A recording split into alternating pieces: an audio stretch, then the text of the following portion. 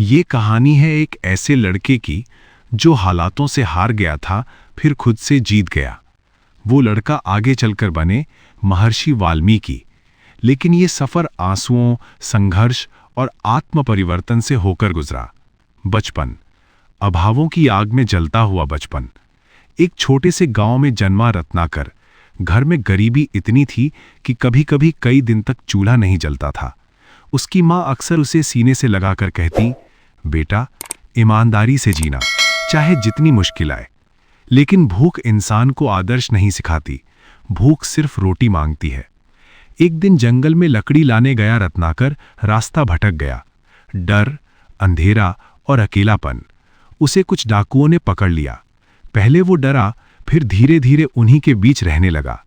जंगल उसका घर बन गया और अपराध उसका पेशा।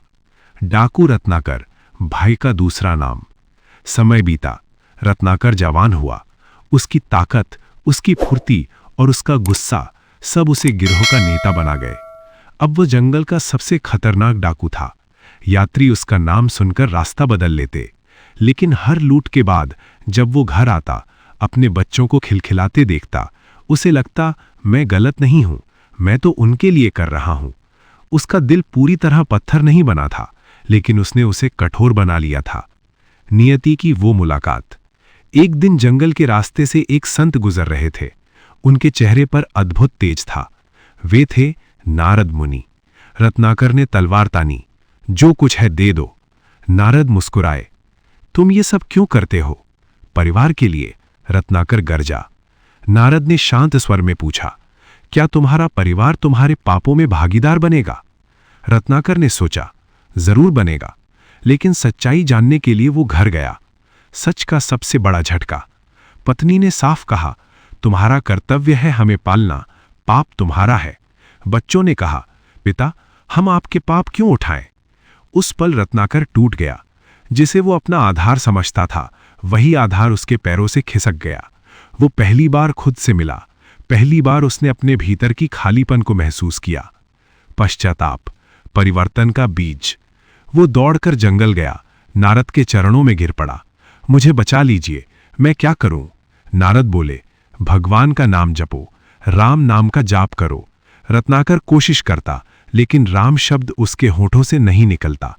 तब नारद ने उपाय बताया, तुम मरा बोलो। रत्नाकर बैठ गया, आंखें बंद की और जपने लगा, मरा, मरा, मरा।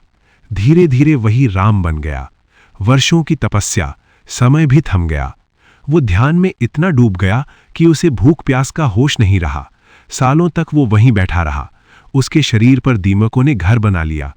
वो मिट्टी के ढेर जैसा दिखने लगा, लेकिन भीतर एक नई आत्मा जन्म ले रही थी। जब नारद फिर आए, उन्होंने पुकारा, रत्नाकर। धीरे धीरे उसकी आंखें खुलीं। अब उनमें क्रोध नहीं था, केवल शांति। उसी क्षण उसे नया नाम मिला, वाल्मीकि, क्योंकि वो वाल्मी यानी दीमक के ढेर से निकले थे। एक डाकू से महर्षि। अब वो केवल साधु नहीं थे, वो ज्ञानी, तपस्वी और करुणा से भरे हुए ऋषि बन चुके थे। एक दिन उन्होंने देखा, एक शिकारी ने क्रौंच पक्षी के जोड़े में से एक को मार दिया। दुख से उनके हृदय से पहला श्लोक निकला। यहीं से जन्म हुआ रामायण का। ये केवल एक ग्रंथ नहीं, ये जीवन जीने की कला है। इसमें उन्होंने मर्यादा, कर्तव्य और त्याग की कथा लिखी। अंदर की असली लड़ाई। रत्नाकर ने तलवारों से लड़ाइयां जीती थीं, लेकिन वाल्मीकि ने खुद से लड़ाई जीती। डाकू बनना आसान था, महर्षि बनना कठिन।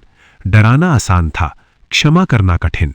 लेकिन उन्होंने कठिन रास्ता चुना। सबसे बड़ी सीख, इस कहानी में चमत्कार नहीं है, ये जादू की कहानी नहीं, ये आत्म परिवर्तन की कहानी है।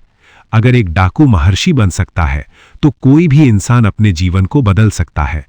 3 गहरी सीख। हालात आपको गलत बना सकते हैं, लेकिन निर्णय आपको महान बनाते हैं। सही गुरु जीवन की दिशा बदल सकता है।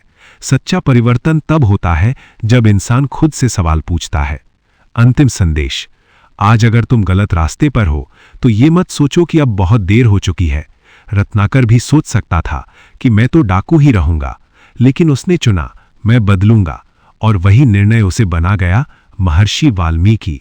अगर दोस्तों वीडियो अच्छा लगा हो तो हमारे चैनल को सब्सक्राइब जरूर करें और बेल आइकन का बटन दबाना ना भूलें। Thank you.